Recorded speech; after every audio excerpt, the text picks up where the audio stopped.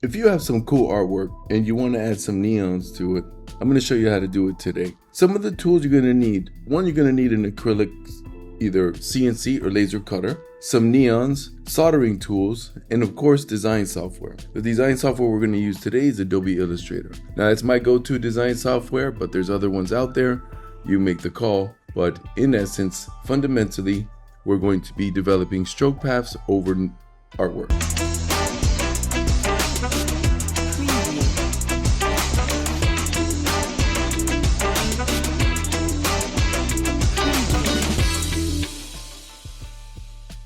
If you notice here, I have a pretty cool AI generated Mickey Mouse.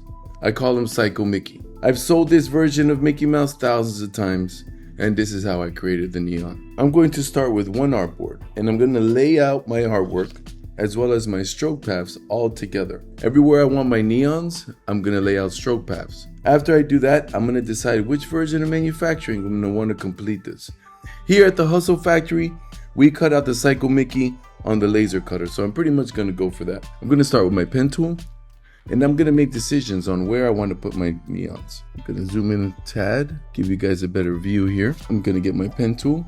Usually I use the P as a keyboard shortcut, and I'm going to run a really pretty accent stroke along the ears. If you notice, it's going to default as a fill in white.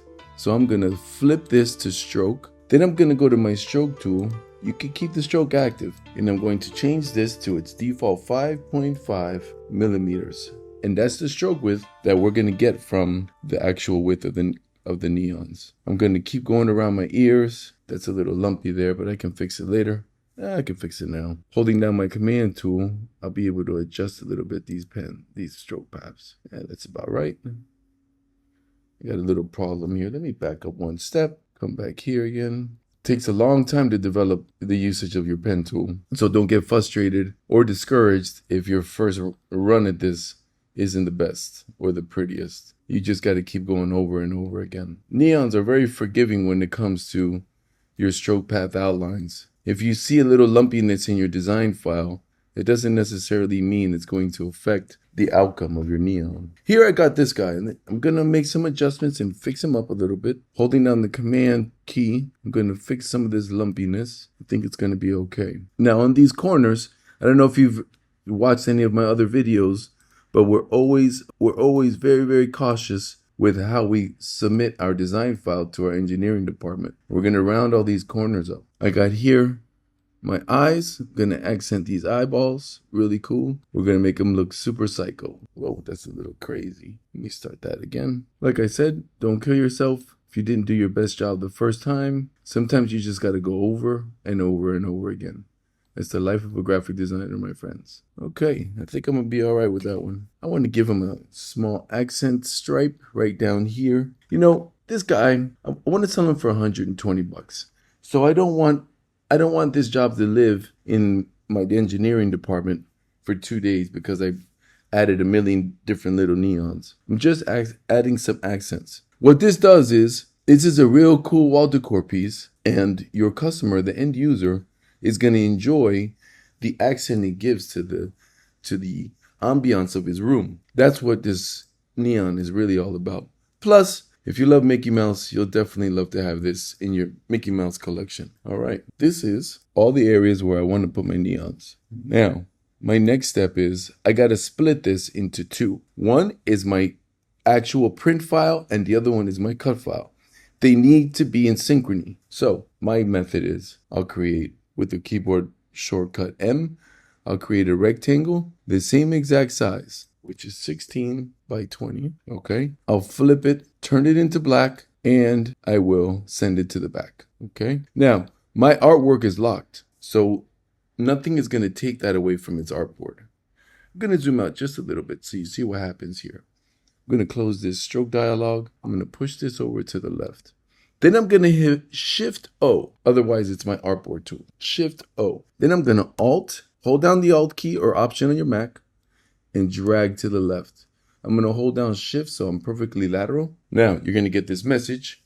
It's just telling you that the hidden or locked objects on the artboard will not be moved. That's your artwork. This is success. hit OK, or don't show again if you're building an expertise to Illustrator. I hit OK. Now if you notice, I have a duplicate of my pen, of my stroke paths, and of my backboard. I'm going to delete the one that's on top of the artwork, and I'm going to start working over here. Well, I'm not much for sharp corners. I don't want to poke anybody's eye out, so I always round it out by about 1/4 inch. That's your radius. And you know we're going to have to mount this on the wall.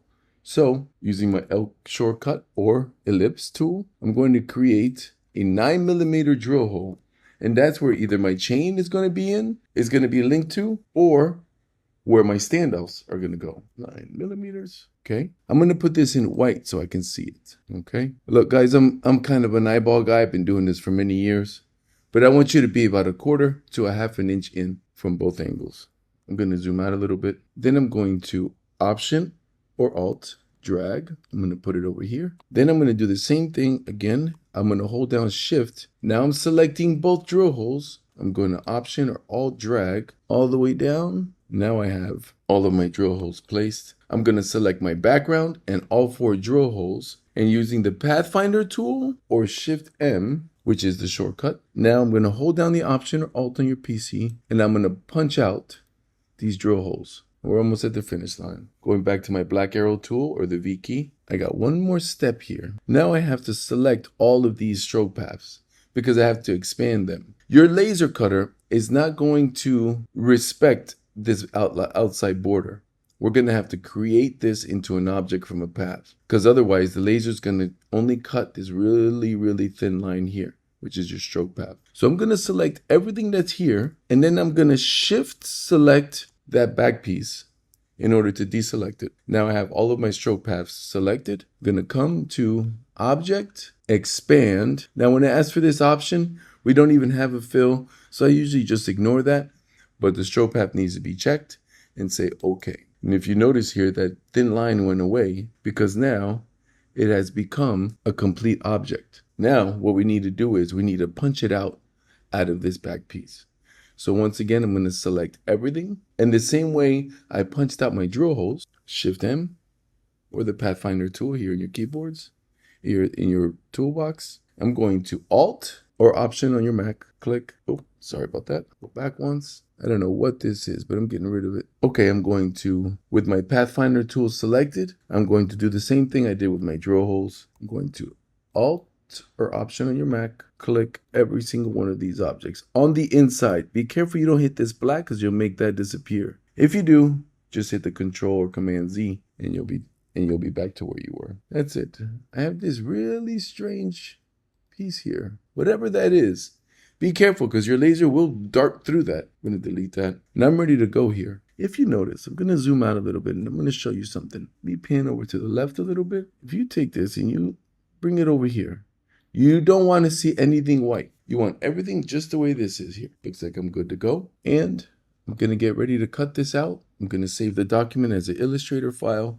This needs to go to your preferred UV printing software, which we use STS Inks 24x36 flatbed UV printer. I'll show you in the next video how that machine works. And this is how you set up your artwork for neons using a laser cutter in Adobe Illustrator. This is Nick Gonzales, aka Lex Neon, and this is the Hustle Factory. Thanks for watching.